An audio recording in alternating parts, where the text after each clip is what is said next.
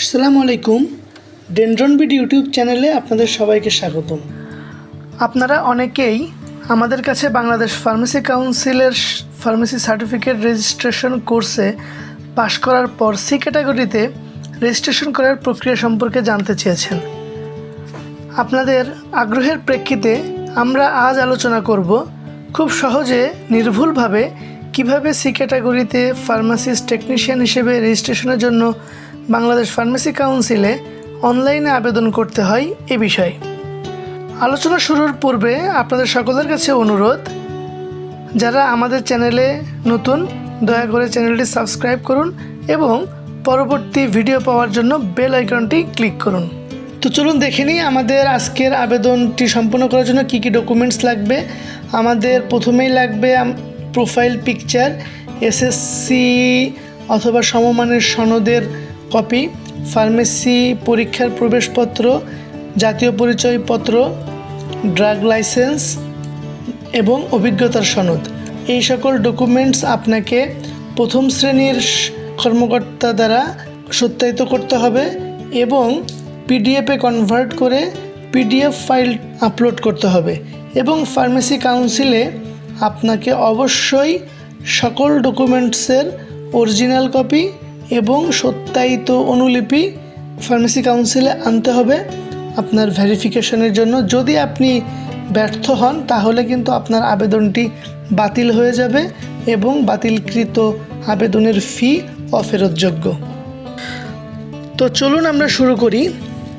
প্রথমেই আমরা যাব বাংলাদেশ ফার্মেসি কাউন্সিলের ওয়েবসাইট pcb.gov.bd এই ওয়েবসাইটে। তো ওয়েবসাইটে ক্লিক করলে আমরা এই ধরনের একটি ইন্টারফেস দেখতে পাবো। বাংলাদেশ ফার্মেসি কাউন্সিল ফার্মেসি শিক্ষা ও পেশার নিয়ন্ত্রক সংস্থা।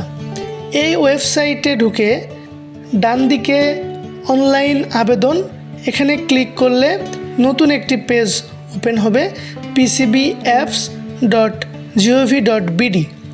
সরাসরি আপনি এই ওয়েবসাইটে যেয়েও আবেদন করতে পারেন। তো আমরা অনলাইন আবেদন থেকে এখানে আসার পরে অ্যাপ্লাই নাওয়ে ক্লিক করব। তো দেখুন এখানে বলা হয়েছে আপনি কি আপনার সকল সনদের সত্যায়িত কপি পিডিএফে কনভার্ট করেছেন। যদি না করে থাকেন তবে পিডিএফে কনভার্ট করুন। তো আমরা ইতিমধ্যে কনভার্ট করে ফেলেছি।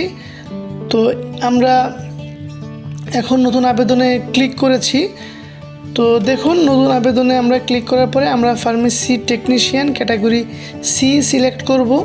দেন এখান থেকে এসএসসি সার্টিফিকেট অনুযায়ী নামের প্রথম অংশ এবং শেষ অংশ আমরা এখানে দিব।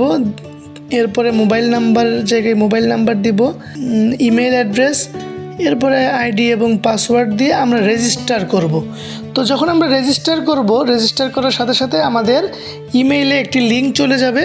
লিঙ্কটা ভেরিফাই করে আপনি আইডি এবং পাসওয়ার্ড দিয়ে কাঙ্ক্ষিত আবেদনের পেজে যেতে পারবেন। তো আমরা ঠিক সেভাবে চলে গিয়েছি। এখানে বেসিক ইনফরমেশান একদমই আপনার নাম, পিতার নাম, মাতার নাম, আপনার বয়স, phone number, national ID card number, আপনি যেই ব্যাচে পরীক্ষা দিয়েছেন সেই ব্যাচ নাম্বার, সেই ব্যাচের রোল নাম্বার এবং আইডি নাম্বার। দেন আপনার একটি প্রোফাইল পিকচার দিতে হবে, অর্থাৎ আপনার একটি ছবি এখানে আপলোড করতে হবে। ছবিটি অবশ্যই 300x300 মেগাপিক্সেল হতে হবে। আমরা লিঙ্কে 300x300 মেগাপিক্সেল কীভাবে করতে হয় সেই লিঙ্কটা দিয়ে দিব, আপনি ওয়েবসাইট থেকে করতে পারবেন। এরপর অ্যাড্রেস, আপনি আপনার অ্যাড্রেস এখানে দিবেন, আপনার স্থায়ী এবং বর্তমান ঠিকানা দেওয়ার পরে এই জায়গাতে আমাদের পিডিএফ ডকুমেন্টসগুলো সাবমিট করতে হবে। আমরা ইতিপূর্বেই বলেছি কী কী ডকুমেন্টস দিতে হবে। তো আমরা এই ডকুমেন্টসগুলো পিডিএফ কনভার্ট করে রেখেছি এবং সাইজ অবশ্যই 1 MBর কম হবে। তো প্রথমে আমরা এসএসসি সার্টিফিকেট পিডিএফ কপিটা এখানে সাবমিট করেছি, অবশ্যই পিডিএফ করতে হবে। তো এসএসসির রোল এবং রেজিস্ট্রেশন নাম্বার আমরা দিচ্ছি। দেন অ্যাডমিট কার্ড, পরীক্ষার আপনি ফার্মেসি কাউন্সিলের যে পরীক্ষা দিয়েছিলেন সেই পরীক্ষার অ্যাডমিট কার্ড, ন্যাশনাল আইডি কার্ডের কপি, ড্রাগ লাইসেন্সের কপি এবং আপনার অভিজ্ঞতার সনদ বা প্রত্যয়নপত্র এখানে সাবমিট করতে হবে। তো আমরা দেখে নিচ্ছি আমরা ডকুমেন্টসগুলো সাবমিট করেছি কি না। হ্যাঁ, আমরা ডকুমেন্টসগুলো সাবমিট করেছি, সঠিকভাবে সাবমিট হয়েছে। এখন দেখা যাক আমরা নেক্সটে ক্লিক করলে আমাদের এখন পেমেন্ট দেওয়ার পালা। আমরা এখন পেমেন্ট দিচ্ছি।